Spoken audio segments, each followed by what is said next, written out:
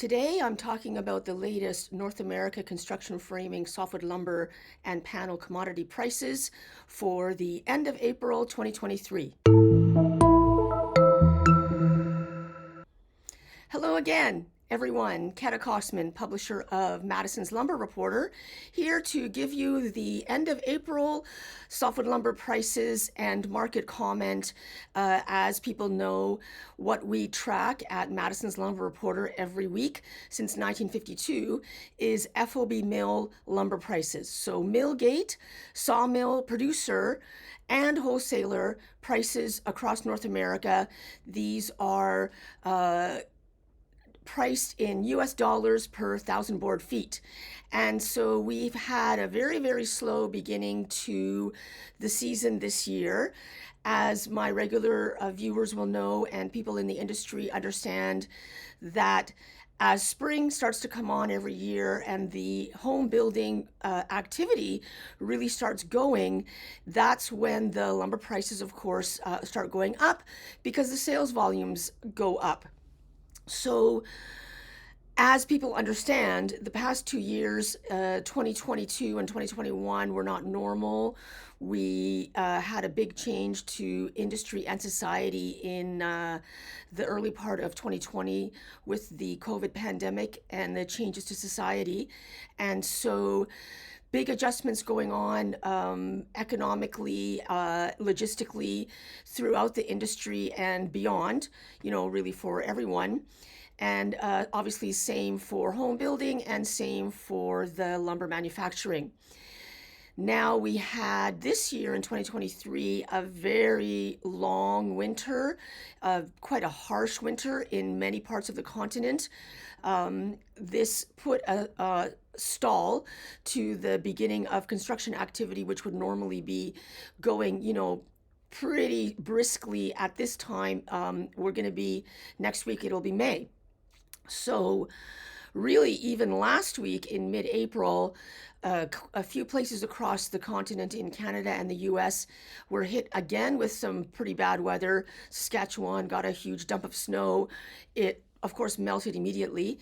But this is going to put a restriction on especially the groundbreaking for new homes, as builders do not like to be pouring concrete if there's any chance that the temperature will go below freezing.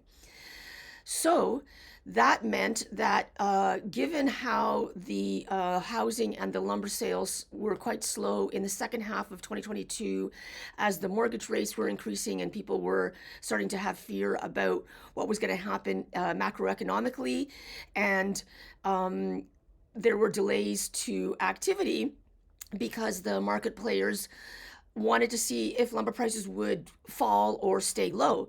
Why would anyone build inventory at a time when things are soft and prices, might be going down or just stay the same? No need to buy anything that you're not going to be using right away. And so now here we are at the end of April with actual sunshine out. Days are much longer, which gives the opportunity to get construction activity going. The sawmills are ready. There's been a lot of curtailments and downtime being taken, particularly here in British Columbia, but also in other jurisdictions, Quebec, the Pacific Northwest, Oregon, Washington State, and even to some parts of the US South. Mills slowed production or curtailed, and the manufacturing capacity utilization rates are able to come back on should demand there be a surge and sales volumes improve, which it has to happen because there will be more building in May, June, July than there was in December, January, February. But by how much is that going to happen? People don't really know. The expectations from the realtors is that this will be a short burst of building and home selling in the spring and early summer of this year, 2023. And then next year, 2024, is predicted to be another big year for both of these sectors.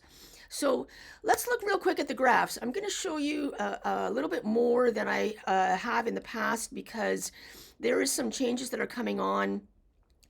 People in the industry will know, others who are more on the periphery or just kind of watching and following along, there was a change to the lumber futures.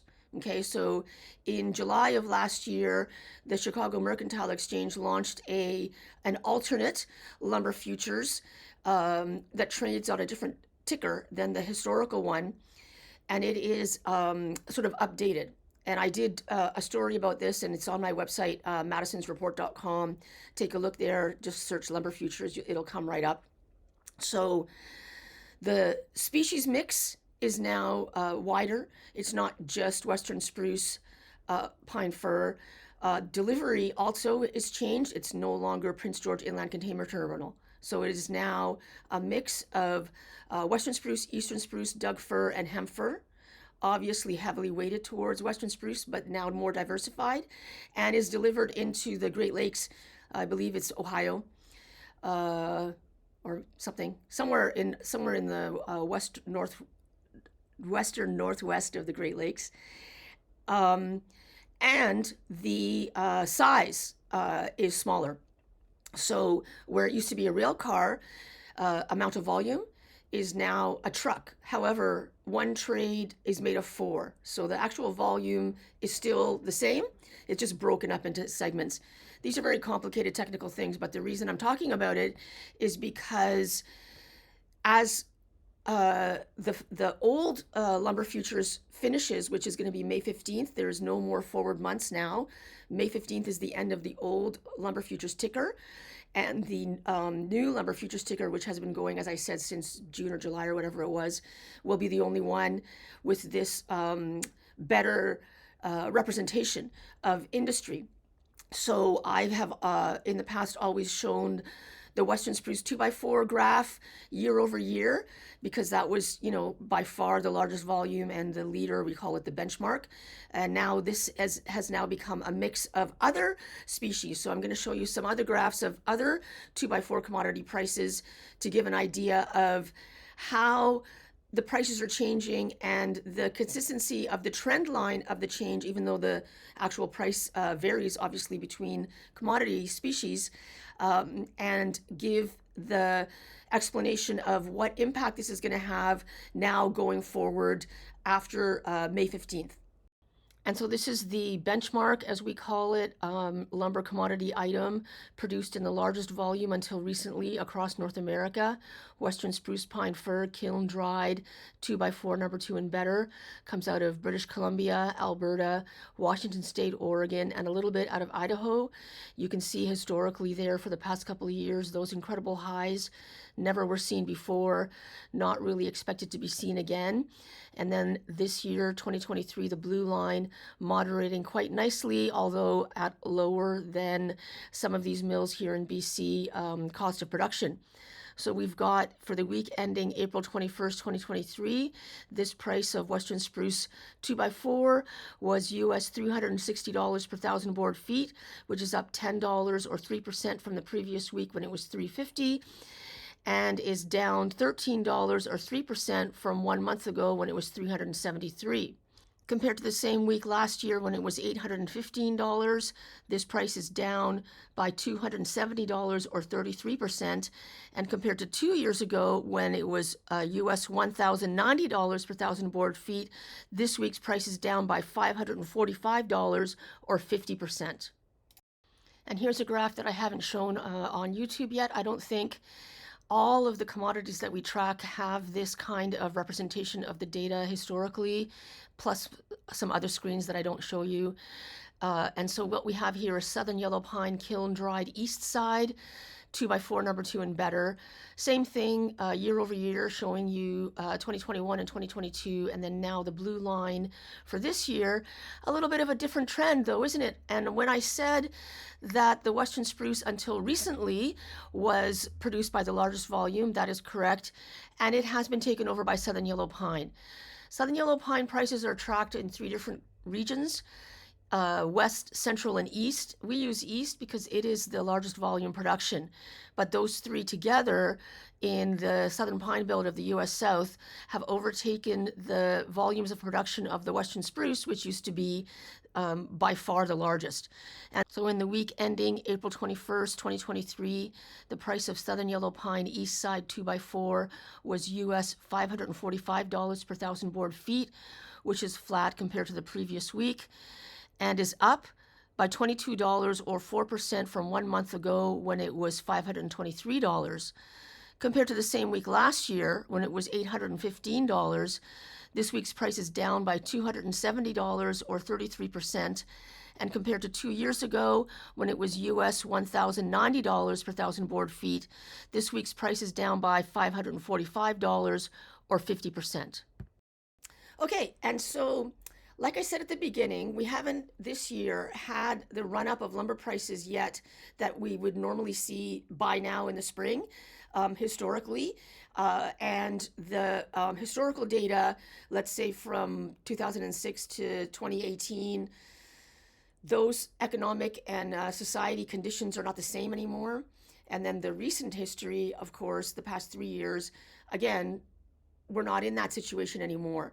And so we are in uncharted territory of what is happening with the market and the situation currently in order to be able to sort of understand what's going to be happening in the coming months. So let's look at another graph at the table, and I'll show you where we are right now. And I will be coming back making more videos into May. I have a very, very big announcement coming up.